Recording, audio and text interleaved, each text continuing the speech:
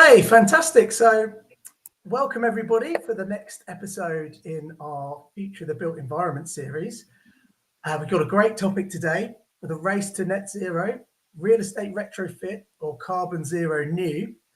Today we'll delve into the transformative journey towards net zero for the real estate sector. I'm sure most people watching will be familiar with the statistic that almost 40% of the world's carbon emissions come from the built environment, which is a staggering amount. And so obviously there's lots to be done. But from a positive point of view, there's a lot of low-hanging fruit and quick wins that could dramatically reduce that percentage. Today, we'll be focusing on two pivotal strategies: retrofitting existing buildings or developing totally new carbon zero buildings. I've got a great panel today who will sort of come up the topic from different angles. But firstly, and I'll allow them to introduce themselves shortly. But a quick intro from me. My name's Alex Whiffin. I'm the MD and co-founder at Cherry Pick People. We're a talent consultancy that focuses on the prop tech and real estate sectors. We work with businesses both large and small to enhance their talent processes, and ultimately enabling them to establish effective procedures for identifying, engaging, and retaining top strategic talent. I personally believe that people are the most powerful means to drive positive change in our sort of rapidly evolving and highly unpredictable world. And I think specifically within the built environment, there's a huge opportunity for positive change. I'm really excited about what the visionary leaders and innovative thinkers within our space can do in the years to come. And I suppose I'm here to help those leaders build the teams that will enable us to reach net zero and ultimately build a sustainable world or create a sustainable world. I'll allow the guests to introduce themselves shortly, but just before we get into that, I'd love this discussion to be as interactive as possible. So, if you have any questions out there, we'd love to hear from you. I'll field as many as I can to the guests. Also just before we get going, anyone watching out there, if you could say hi, maybe post where you're watching from in the comments, and we'll go from there.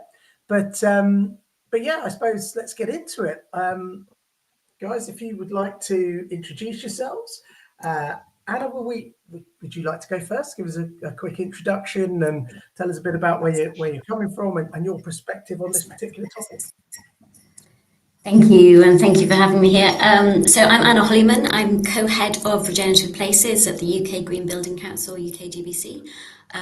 Last year I was leading our work on retrofitting offices, looking at the cost and carbon impacts of retrofitting our offices towards net zero.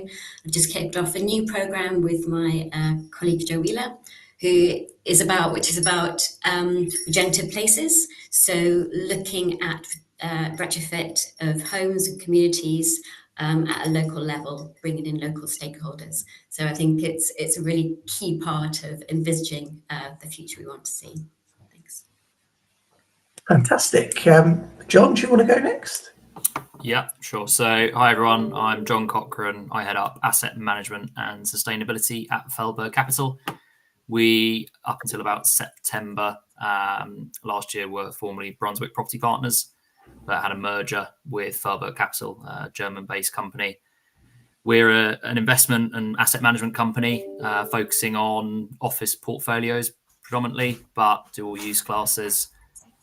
We manage the Accoya portfolio, which is zones 2 to 6 in London, and have recently released and launched the Reform strategy and portfolio, which is focused on zone 1. It's also almost the sort of middle bit of the donut of London. But the exciting thing about the Reform portfolio is it's brown to green. So it's looking at office buildings and using our ESG strategy that we started and we've created to make best-in-class assets that are net zero as well. And our approach to sustainability and ESG is all about combining the different competencies. So originally surveyor, chartered surveyor, but combining sustainability and ESG so that everything we do, every decision we make from an asset management perspective always has sustainability and ESG at its heart. Amazing. Thanks, John. And Annie, do you want to go next? Hi, I'm Annie Marston. I work for a prop tech company called Resustain. I am a building physicist at heart and have been working in engineering consultancy companies for the last 20 years. After I did my PhD, I delved into the world of industry and liked it much more than academia. So here I am. And then a couple of years ago, I co-founded Resustain with a couple of other people. And the idea being that we want to look at existing buildings, how we can control them using prop tech and a smart building technology, how we can leverage everything that's happened in the last 20 years and save the world. So minor goals. Yeah, fantastic. Thanks, Annie. And finally, Sam, give us a quick intro. Thanks, Alex. Hi, Sam Benson here, Sustainability Lead for the UK Direct Real Estate Investment Team at Schroders Capital Real Estate. So we manage over 700 assets now across a range of different funds. Core funds all the way to, and John's already stole my thunder a little bit, a brown to green strategy as well. So again, really looking at how we can transition buildings which are considered brown to a greener proposition and capitalize on that investment opportunity as well. I have a background in environmental sciences, so very much coming from that side of the fence. But a really important kind of move in the last 12 months has been to sit within the heart of our investment team to make sure that sustainability is really considered in every aspect and every facet of what the team are delivering. Amazing. Well, what a fantastic panel. So thanks all of you for joining me today. You know, to get it kicked off, I think it would be good to sort of get a definition of what a net zero building actually is. So, you know, if we could sort of get your take on that, and perhaps this would be a good one for you, Anna, to kick off. Yeah, tell us. Sure. So at a very high level, net zero means reducing carbon emissions in line with climate science before balancing that out with the provision of additional renewable energy, and only then offsetting to kind of balance the remaining emissions. At the asset level, at the building level, KGBC led a collaboration back in 20. A framework for construction, so that's reducing the construction impacts, the impacts of materials, and then in operation, so where the actual operational carbon emissions are balanced out by renewable energy, and only then offsetting the and I think it's a collaboration called the UK Net Zero Building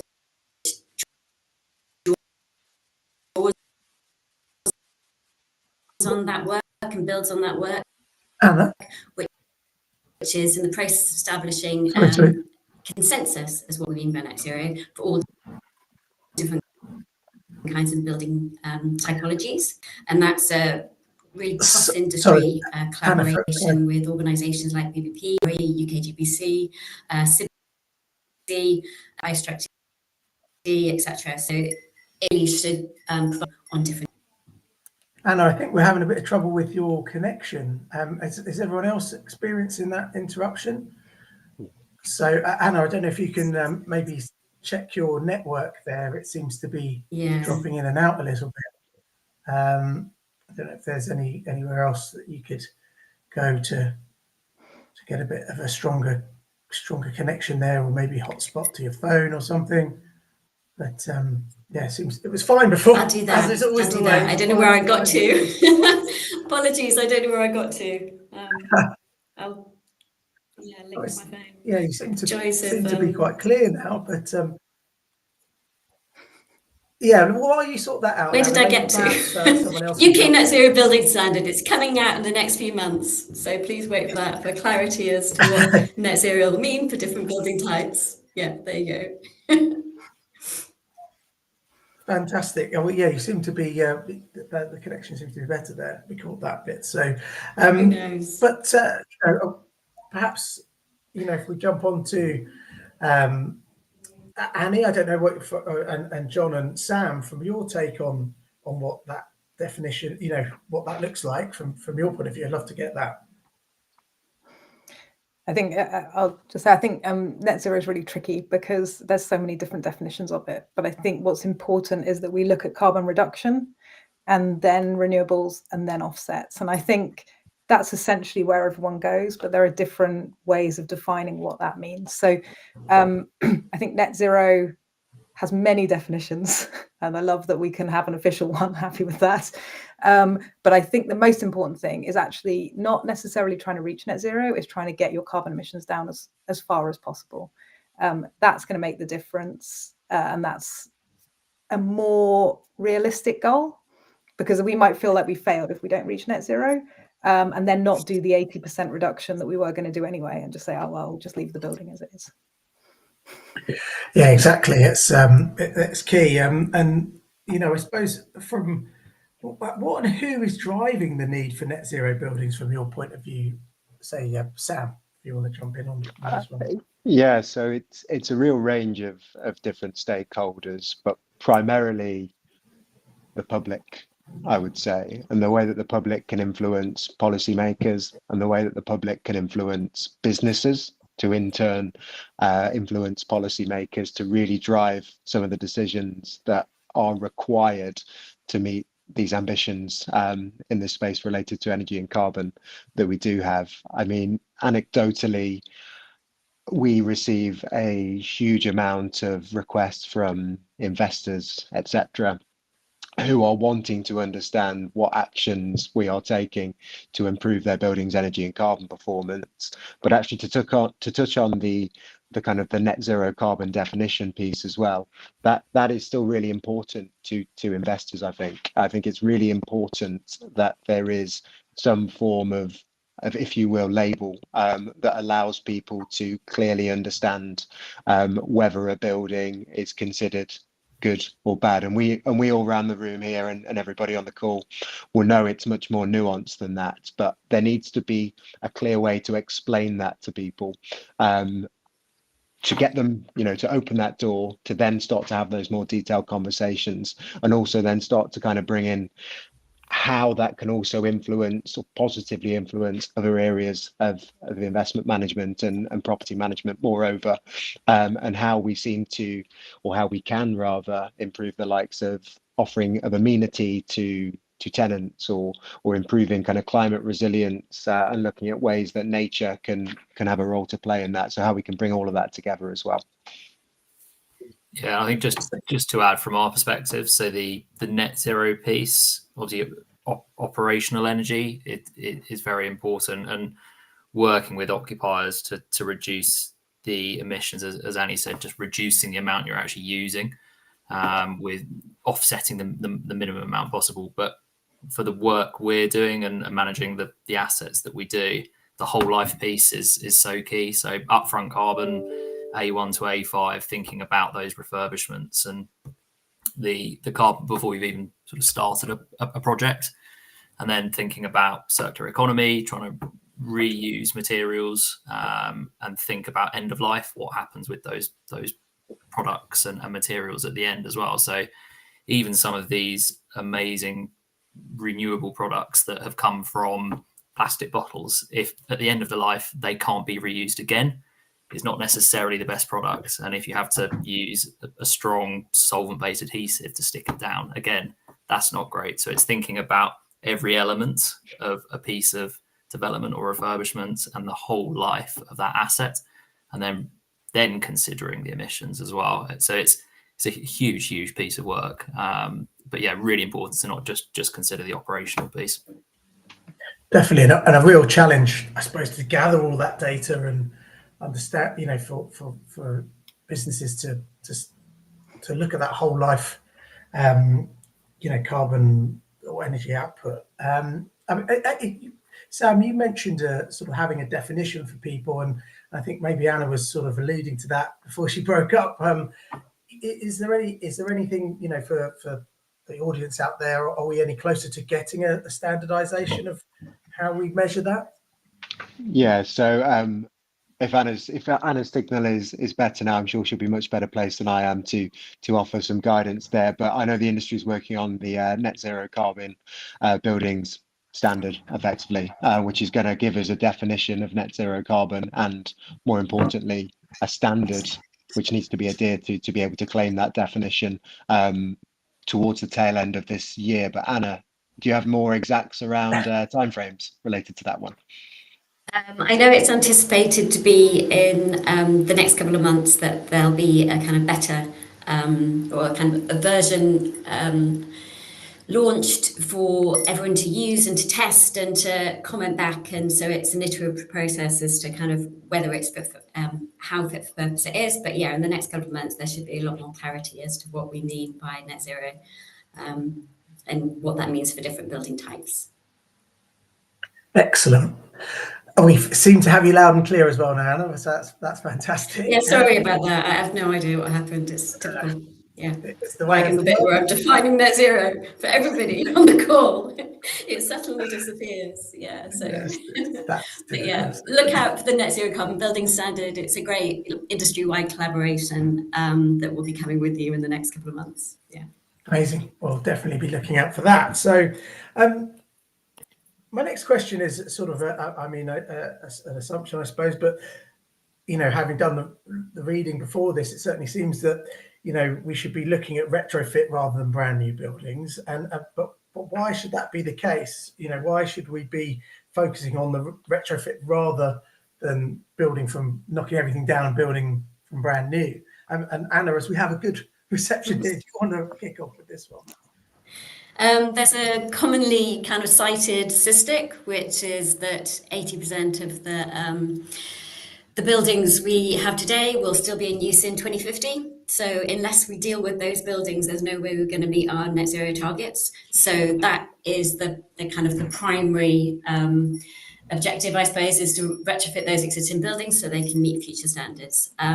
There's also the fact that, you know, when you think of things from a whole life carbon perspective, the upfront embodied carbon in creating a new building is more often than not more than retrofitting it. So when you're looking at both the buildings over a kind of 60-year timescale, it's the lower whole life carbon option in most cases to retrofit an existing building. But also kind of bear in mind that, you know, retrofit is a spectrum. It goes all the way from optimizing an existing building through kind of small, less disruptive interventions like retrofit, through deep retrofit to repurposing, extension. You know, it's a whole range of different approaches to managing and kind of improving and upgrading our existing buildings.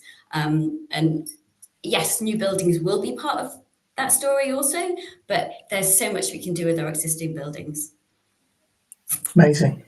And I actually might jump in with a question from the audience here, because it sort of seems like a relevant time to show it. And hi everyone who said hello in the comments. Great to have you on board. But we've got one here from Gemma Cotton, which she says, and this might be good for you, Annie, but what is the contribution of technological advancements to the retrofitting of buildings for net zero objectives? And what are some of the recent innovations in this field?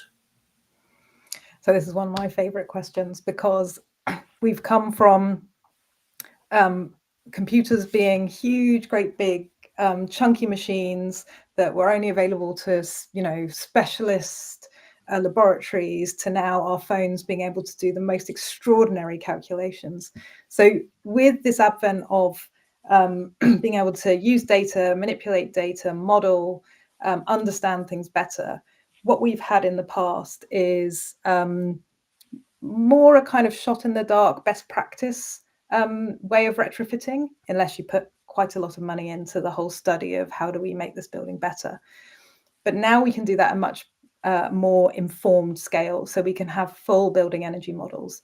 We can understand where the energy is being wasted in existing buildings. We can optimize first, then we can find what pinpoint is the best place to start spending that capital, which hasn't really been available other than for very specialist buildings, very special large buildings in London or what we see now is that we can utilize this huge body of knowledge and data and make buildings better, which might have been sort of lost in the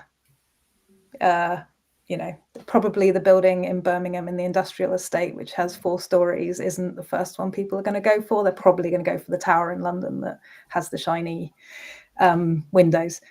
So I think the technological advances have allowed us to improve retrofit on a much wider scale, with prop tech, with better performing building elements, better renewable energy, all those things. I think we're in an amazing position to move forward positively. I'd say, Yeah, definitely. just to add, for one thing we've seen, so one of our assets is in Queen's Park in northwest London, and it's a number of small Muse style buildings on a street. Pretty poor energy performance when we bought it, so we're undertaking that retrofit process at the moment. But from a technological perspective, whilst you can't get BREEAM ratings for the type of asset or any certifications like that, just being able to apply digital metering across the portfolio and have one platform where you can get good, reliable data, and also then as the first wave of delivering those digital meters, being able to actually expose where you don't have any meters at all, so water being the key one, where when we actually did that first survey, the amount of just meters were unidentifiable. You couldn't access them. There'd be 1 meter serving 3 or 4 properties. So it was a big exercise to upgrade and bring the whole asset in line with what you would expect from a modern building, but then just getting really good quality data to actually work out what the starting point was to then reduce the emissions. So yeah, absolutely, technology is going to be key for this. I mean, that's obviously one of the challenges faced in retrofitting there, in terms of, not getting an old property or a building and getting it up to speed in terms of just being able to monitor what's being used. I mean, Sam, from your point of view, what other challenges are we facing, or are the biggest challenges for the retrofitting of commercial buildings? Well, I think just to kind of almost elaborate on what the others have said already on the panel, I think technology now allows us much better insight to the current performance of a building, and therefore allowing us to understand whether the retrofit or demolition and new build option is the most appropriate. We now, with that kind of insight, we're able to take those decisions much more efficiently. We're able to base them on hard numbers, which is what which is what investment professionals like as well. So that's also really encouraging. But I think just to almost elaborate on that slightly, obviously we're talking very particularly about the carbon piece here. There may be other, let's say, sustainability drivers. Of course, there's financial drivers as well, but there may be other sustainability drivers that influence the decision on whether or not to retrofit or whether to demolish and build new as well. And it's just important that we're able to have that information at our fingertips to make those decisions at that right point in time. I mean, by way of example, it could be that by knocking a building down and rebuilding one that stands a little bit off the floor, opens up a whole host of public amenity at ground level for people to really utilize, really create kind of a buzz around the place, maybe provide some biodiversity features, so nature features effectively that could contribute towards the climate risk resilience of that asset, all should form kind of an important part of the decision ultimately on which route to take. Of course, carbon being an absolute kind of priority in that decision making as well.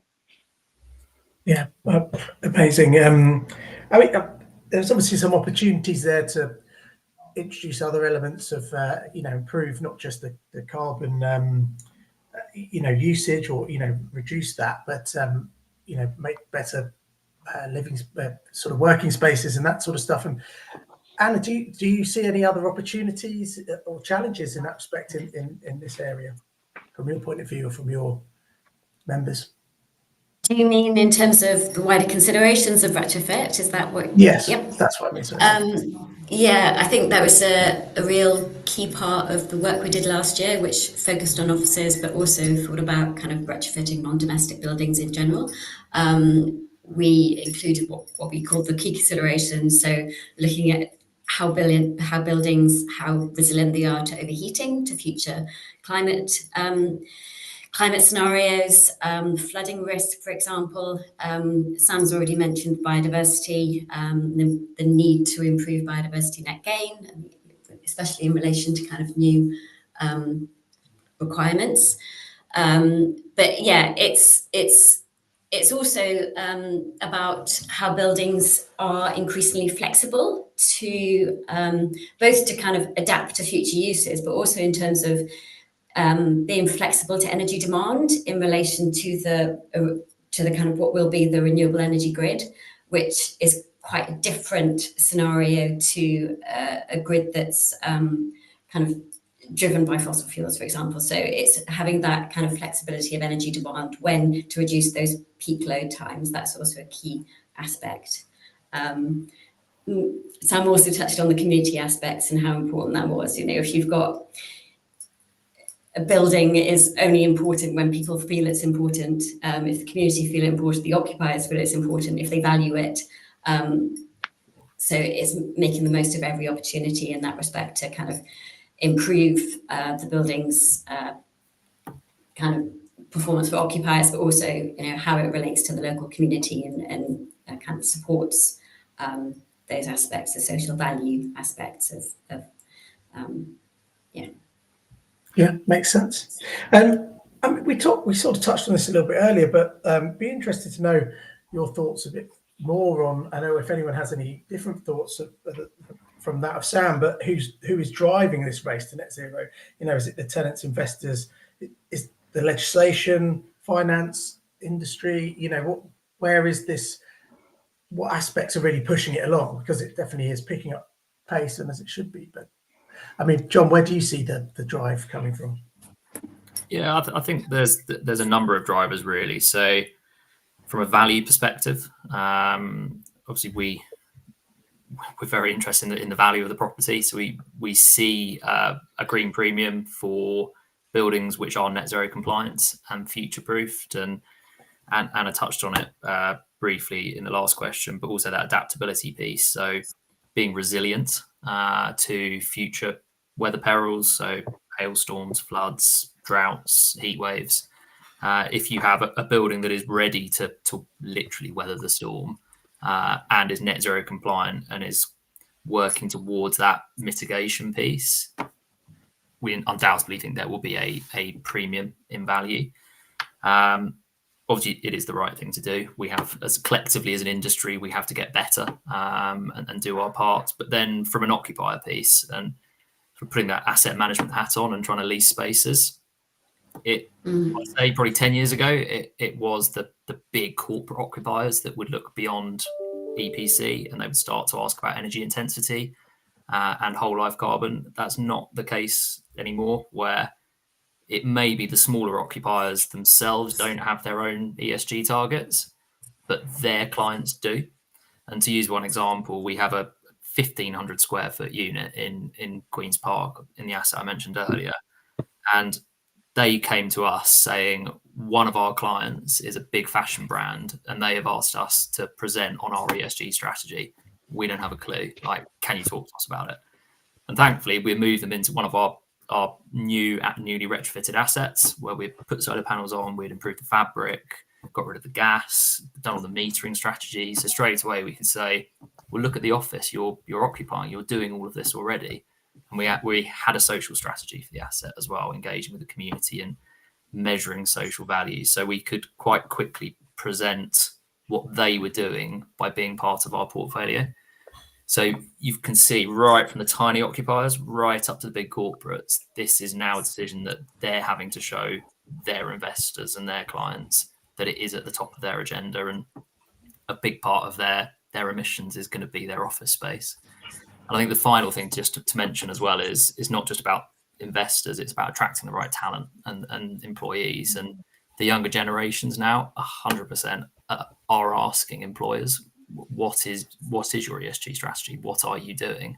Because an office has got to be appealing. People want to go back to the office, they want to socialize, but they want to know that they're part of something greater and bigger. And that isn't just a 100, 200 employee business, that is the smaller ones as well. So yeah, I think there are so many elements that are impacting on this drive to net zero. It's not just investor and value, it goes right the way down to the employee and the individual.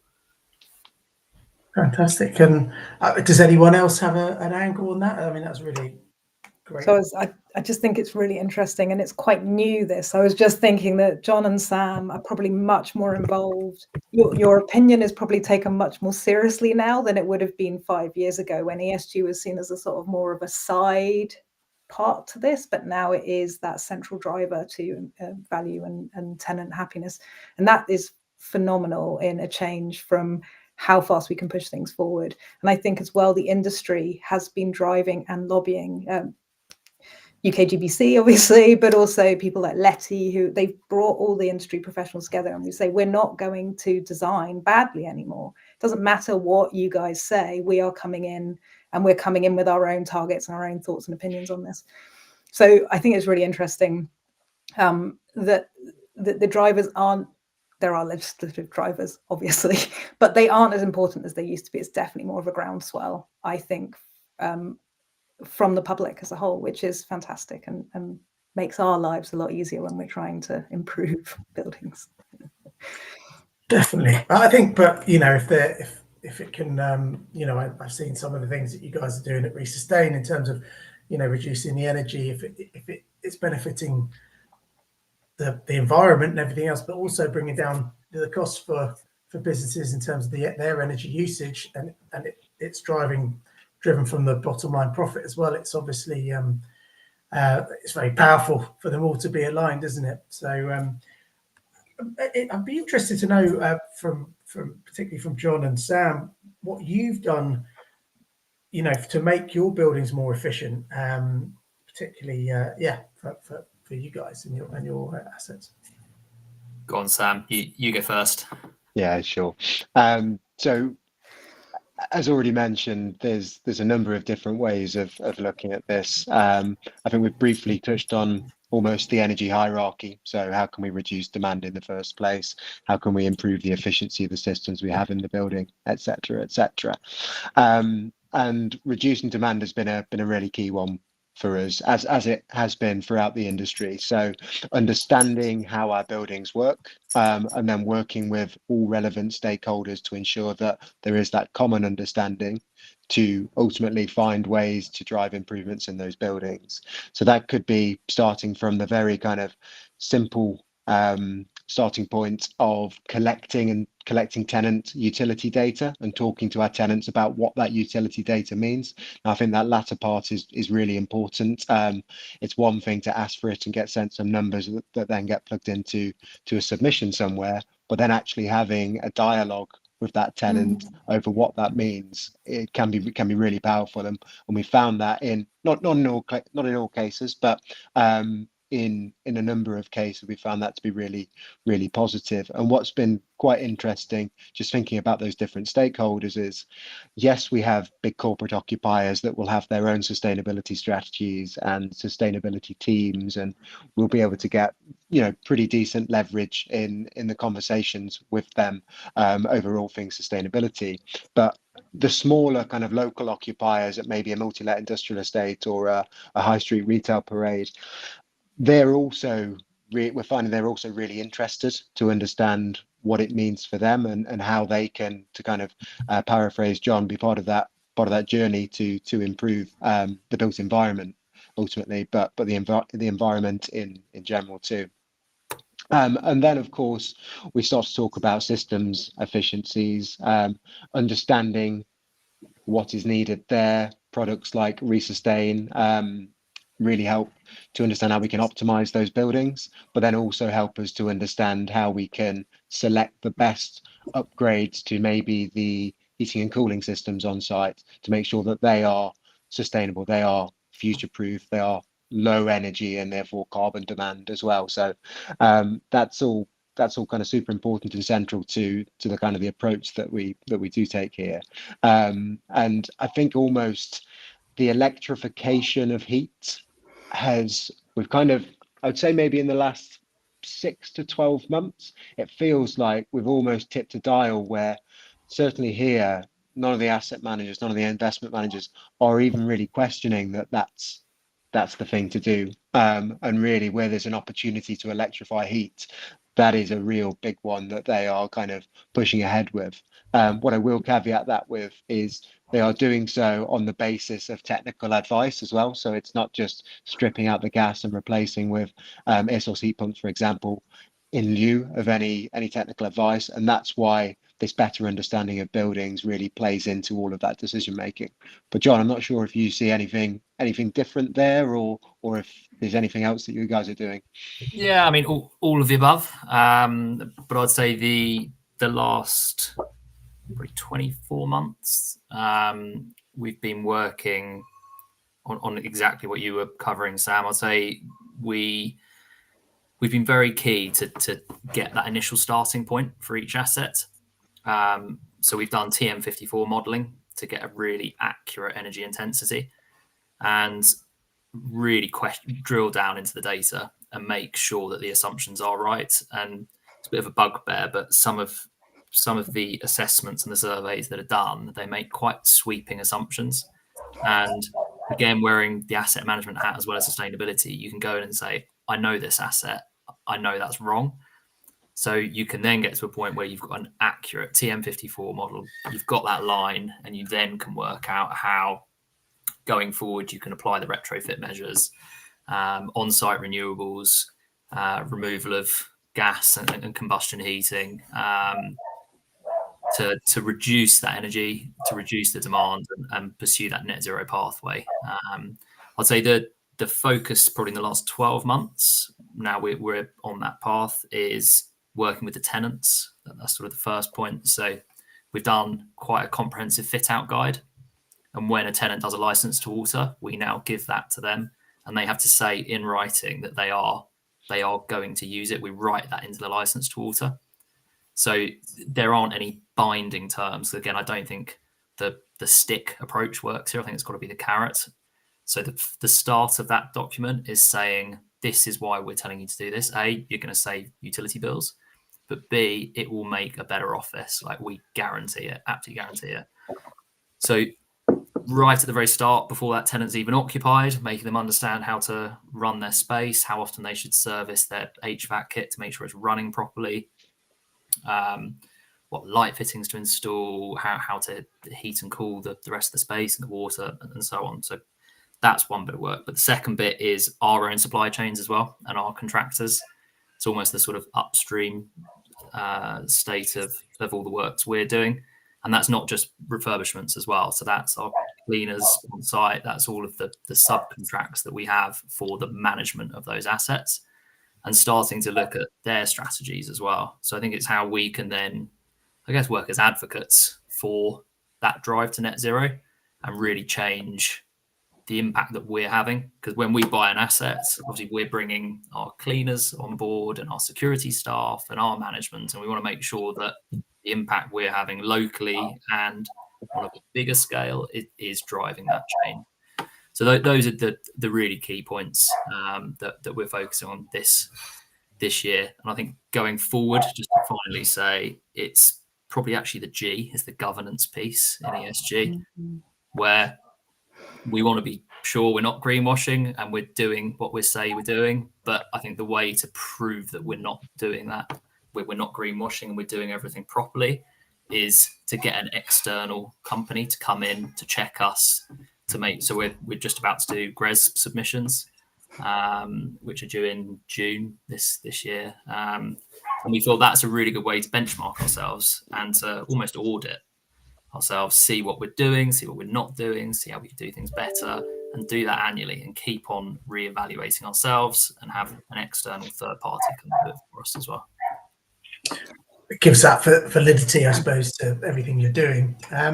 We've got a question here from the audience that sort of backed us Sam and John actually. But so yeah, Chai Clarkson, thanks for watching. Chai, he says that, well, Sam, you mentioned technical advice for both Sam and John. It would be interesting to know what your process looks like when you choose who to use for assessments.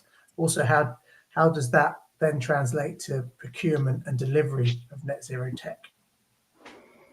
Yeah, happy to start with that one, John, if that works for you. So with any process like that, we'd start with an RFP, so a request for proposal. We'd identify the business need, and then also start to look for suppliers who could deliver for that business need. So, for example, in the last, I want to say 12 months now, we have been running a net zero carbon and sustainability audit pilot across our kind of global portfolio. That very process, that very program started with an RFP out to, let's say, 10 different suppliers. Out of those 10 different suppliers, there were roughly 6 that were invited to interview, and now we've taken forward a number of those suppliers to start delivering assessments for us on a pilot basis. So I'm certainly going to butcher the exact numbers, but in the UK alone, I think we have roughly speaking 15 net zero carbon audits being or having just been completed, and from those audits we'll also be looking to integrate those into our kind of business as usual program to ensure that any actions are taken on board, that there are sufficient conversations with the asset managers for individual buildings, and that we can really seem to or be seen to leverage off of the technical advice that those technical expertise are providing us with. Excellent. Yeah, I think probably the only thing I would add is when we look at assets from the get-go and we're looking around to acquire them, when we get into the DD phase, there'll be a technical due diligence report, and we're now doing an ESG due diligence report as well. So from very early stages, we will have we've got a panel of companies we use who we think are quite far ahead on the ESG journey and the technical due diligence journey as well, and providing sound advice. They will understand that building like the back of their hand, and they provide us with that information. So naturally, they're always a good place to start. But I think also it's actually getting out there and talking to a lot of people as well, and speaking to companies to see what they're doing. And there's one great, very small sustainability advisor that we use as well. Very young company, but incredibly eager, and they do a lot on the social side as well. So I think it's looking at the asset as well, looking at what is actually needed, and then choosing the level of expertise to advise best on what is needed, for that particular asset. Fantastic. And I suppose, Anna, you've done, obviously you've worked with a number of businesses in terms of, providing your technology into them. I mean, how have you found that, and what findings have you seen? Yeah, so it's quite interesting. I think I'll just pick up on a couple of things that John said, and this kind of feeds into it. But so glad you're doing TM54 modelling on all your buildings. That's music to my heart.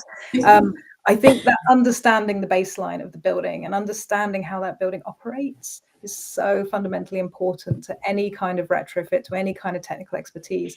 So if you're doing those assessments to begin with, you can then pass them to technical experts or continue with the ones that you're using, but it gives them such a good baseline to start from. And then the second part is, how do we make sure that, and I think this goes to another question on the chat actually, how do you make sure it's actioned and you can measure those actions? Because I think both John and Sam, you were talking about reporting the data back. We've done these things. How do we report the data back? So I think it's really important to, you can use the models as well to report the data back, but it's really important to measure and ensure that those actions happen, and you measure against them and you learn from them if they're not as successful as as before. I think from a sort of resustain prop tech side, the real estate industry and the construction industry are very risk averse. New things in a building is, that's no one wants to take the first step. Fine, fair enough. So from our side, there's a lot of proof of concept. We're moving from essentially, we're saying, here's your building, have some paper drawings, have an O&M manual. You might have a BIM model. You might have some kind of digitalization of the data if you're lucky, or you might have the PDFs available on a download site. And we're saying everything is now digital. And not only that, we're going to control your building doing that. And a lot of people are like, I'm not, hold on, that's a big jump. That's a really big jump. But we are very lucky to have had people to take a chance on us. And I think in terms of how you persuade the industry to take risks and to take these big technological jumps is you find the correct people in the firms, people like John, Sam, who have that ESG bent, who are very interested in making their assets better. And then working alongside and being open and transparent as much as possible. And showing that there is a basis behind that, the tech. But there is, there's obviously, it's a big commitment, and this is a lot of money going on, so you don't want to mess it up. Yeah. Exactly, but lots of opportunity to save money as well as save the energy and everything else. So my next question, actually, and perhaps Anna, you could start on this one, is what are your biggest learnings? So the good, the bad, and the ugly. Tell us a bit more about. Thank you. I'll just build on that last point a little bit, actually, because I think we see office buildings in particular like complex dynamic systems. They've got their human, they've got their physical, and they've got their kind of technological systems. And you have to look at the three together. Data's great, data's perfect, but until you kind of do some of that data and talk to the people that occupy the building, that get them to change their behavior and use that data to kind of understand what the physical systems are doing, you've got to think of the three things together and see retrofit as an iterative process. It's not just a one project and it's finished and move on to the next. It's a iterative process.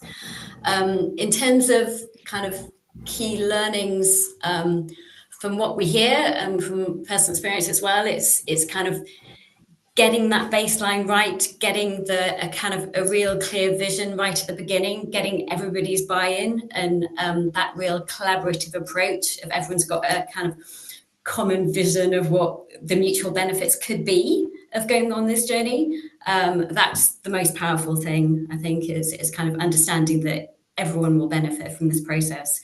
I think particularly the kind of tenant-landlord relationship is kind of traditionally seen as quite adversarial with split incentives, and we need to move beyond that because there's wins for both parties, and it's looking at that kind of mutual beneficial opportunities, the win-wins that go with the kind of that vision for the future. Yeah. I mean, that actually ties in with a question that Taz Ravencroft asked earlier, actually, and sort of leading on from that is, how might the different stakeholders within the real estate industry work together more effectively to quicken this, retrofitting of buildings towards the net zero objectives? So, so what you're saying there, Anna, how do we then facilitate that? How do we get them to collaborate and feel that way? I think it is setting out that common vision and that transparency about what each different party's ESG objectives are, what they can gain by understanding that process in a lot more detail. I don't know whether anyone else got kind of more personal experience as what has worked in terms of collaborative. It's moving beyond that kind of adversarial relationship that is all too common in the construction industry, I find. I definitely agree. I mean, anyone else on the panel have a feeling about this? I was going to say, I think there's so many stakeholders involved in a building: tenant, FM, PM, AM, overall owner, all these kind of things. I think in order to make change, in order to quicken that change, you have to get everyone on board, and being facilitating discussions, facilitating understanding people's pressures and pain points and what they're actually supposed to be doing within the building. I think we often think the facility managers should be making the building more efficient. That is not their role. It's not their job. And so understanding what everyone's role is and then facilitating communication between those roles, I think that is key to getting the buildings moving forward, to increasing the retrofit, and also then communication between, as you say, landlord tenant can sometimes feel quite adversarial, but actually if you're communicating, we're doing this for you, and they're like, oh, brilliant, so we can do this for you, and together we can work on this, rather than it's your responsibility, it's your responsibility. So communication, as always. You're totally right. And seeing, so we have a solar panel strategy whereby we're comprehensively going across the portfolio, retrofitting with solar panels, and then selling the energy back at a fraction of the current cost of electricity and the cap rate. So it's a win-win. Tenant gets clean, green energy, very low cost. We can get an income stream to justify the capex and roll out all of this project a lot quicker. Every single time you go to a tenant and say, this is it, their response is, why are you doing this? Like, what's the catch? And there's just that lack of trust, and I think a bit of education as well, and actually meeting face to face and saying, honestly, there is no catch. Like, we this is our strategy, this is the bigger piece, this is why we're doing it. Again, it's not sound like a broken record, but it's a journey. Like, if we do this together, it will happen a lot quicker and you will see the benefits. That is how we've been able to crack this one. And tenant meetings, again, they've proven to be a really effective way of actually having a platform to talk about ESG. 5 years ago, it was about leaks and AC not working and security and the more property management side of it. I'd say that is definitely still on the agenda, but increasingly it is about the strategy for the building, and tenants are starting to want to talk about that. I think if you can get on the front foot and hold seminars in the building or breakfasts, and for very little cost to the landlord, just give the opportunity for tenants to come and be heard, but listen about what you're doing and how you can make change.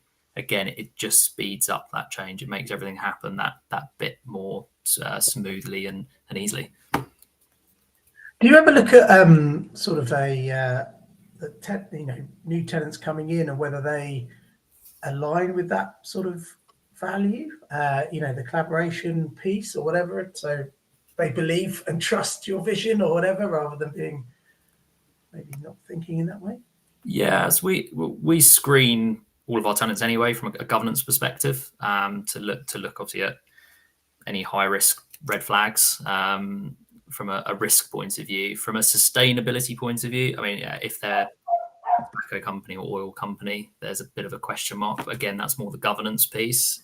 From sustainability and ESG, I'm always a bit reluctant to be honest, because I think if you shun those tenants who are potentially trying to choose a sustainable building because their own credentials aren't right, I don't think it's the right approach to this. I think you've got to say, well, look, they need help and we've got to do this together. And it's not like by sort of excluding them, the problem goes away, because they're going to go into an office somewhere and they're just not going to be sustainable there. So at least if you try and embrace the problem and actually try and make some changes, it hopefully will help as an industry. So yeah, that's my approach. Fair enough. Sam, do you have any different angles from your side? Yeah, not a different angle as such. Probably just to add really that we have the same or very similar exclusion policies across the business. So John's already mentioned tobacco companies, oil and gas, etc. So we'll have thresholds for each portfolio in relation to those sorts of exclusions. In terms of tenants coming or new tenants maybe coming on board at an asset, we do operate a green lease policy. So there is an organisation called the Better Buildings Partnership, launched a revised this year green lease toolkit, which is a bit of a guidebook or a handbook for the industry to start shaping their green lease policies. So clauses between landlords and tenants which may stipulate on the use of buildings. So, for example, a tenant may not do any works that would negatively impact the EPC rating of the building, or the landlord and tenant agree to run a forum whereby they will share utility data and discuss that utility data to seek ways to drive improvements. Now, green leases aren't perfect, and they don't work in every case. I think there are still a lot of instances where lawyers still like to strike out nearly, or try to strike out as many as they can. But I think that all comes back to that communication piece, and the kind of the industry education, which is ongoing and has been ongoing, and will continue to get everyone up to a similar playing field in terms of an understanding of sustainability matters. And I think accessibility, both in terms of digitalization, so again, having this information at people's fingertips, being more accessible in that way, but also the sustainability industry, if you will, or certainly sustainability professionals, maybe taking a little bit more care over the language that they use when having conversations with different stakeholders. Now, the sustainability lexicon is pretty mind-boggling, particularly for the uninitiated. So using language that doesn't scare off certain stakeholders is also really important to ensuring that message is really clearly understood, and that then that kind of collaboration can be fostered. Amazing. And we've got a question from Rupert Lane here as well. Actually, Anna, the UKGBC highlighted that the built environment needs to decarbonise twice as fast by 2025 to stay on track for the net zero. Does the UKGBC have visibility of case studies of asset managers, like the great work that Schroders and Feldberg are doing this at scale? And what are the key lessons to accelerate that journey? There were some really great case studies highlighted as part of the report that was launched earlier this year in January, which are on our website, which showcase a whole range of different retrofit strategies, from very deep retrofit that got building operation, I think even above new build net zero levels, which is quite the deepest retrofit, to kind of much more iterative approaches towards a series of light retrofits and deep retrofits to optimization. So the whole range of what could be appropriate in different scenarios, in different contexts, with different kinds of buildings, in different kinds of areas, because obviously what can work in central London may be very different to what could work from a business case perspective in a business park, a regional city, for example. So there's lots of different strategies available and appropriate for those different contexts.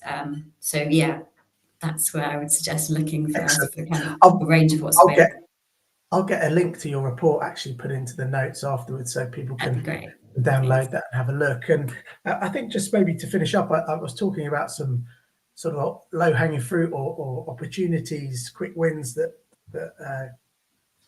people can, or businesses can, look to achieve. And I think, obviously I've seen what you guys at Resustain are doing, Annie, and perhaps, it'd be good to know from you where those sort of greatest opportunities are for businesses, because I know you can do that light touch and save a lot of energy within the operations of the building.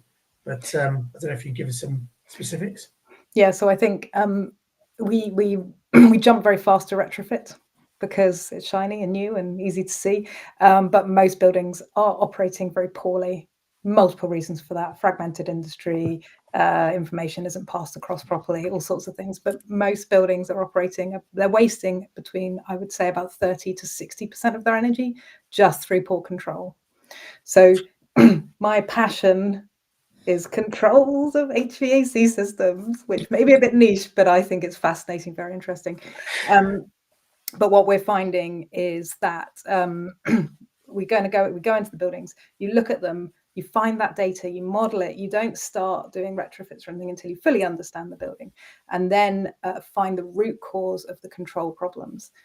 And then you can fix those, and you have to fix them on an ongoing basis. Buildings don't just magically work, which, as you would know with any maintenance, of course, they don't just magically work, but also with the controls, especially complex commercial buildings. So using tech to monitor the controls, to find the deep-rooted problems of operation, we're finding 30 to 60% savings annually, and you're not spending any capex. So really can hit those targets hard and fast, and then put the money in the right places. Makes sense. Fantastic. Well, I mean, our hour's up now, so I'd say, like, thanks a lot to everyone, John, Anna, Sam and Annie for joining me, and obviously all the audience watching. So yeah, thanks ever so much, and catch you next time. Thanks everyone. Thank Bye-bye. you. Thanks very much. Thank you. Bye. Thanks.